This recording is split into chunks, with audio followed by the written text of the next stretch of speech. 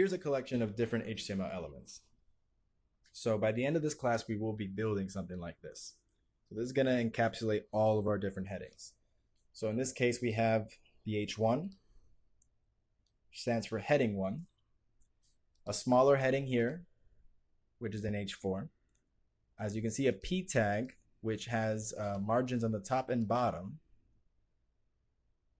Within it, there looks like something is in italics. So I see the I tag over here. We see a break here for the line break. Again, we're going to be getting into each one of these tags one by one. So for now, I just want you to listen. Looks like there's a link tag here, the A, right? And that's going to take us to, looks like google.com. And then the closing P tag. Opening, closing, with a bunch of little tags in there in between. And then the HR for horizontal rule. Another P tag with strong for the bold. See the strong here.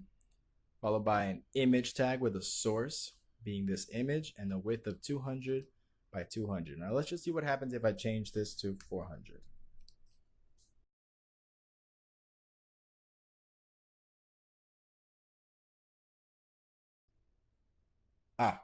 As you can see, the image got larger. See, this is a fully live panel, so you can adjust anything you see over here. So feel free to mess around with this. Feel free to see what happens if you forget the A tag, the closing tag here.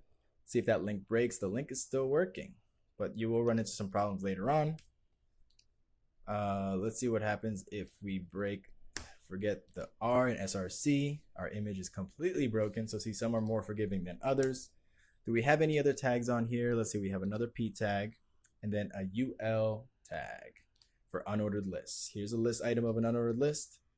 So that's the UL with a closing tag here and then indented into it. And we're going to get into this, an LI tag and the closing LI tag. Okay, so this is a whole page filled with every tag that we're going to learn in this section.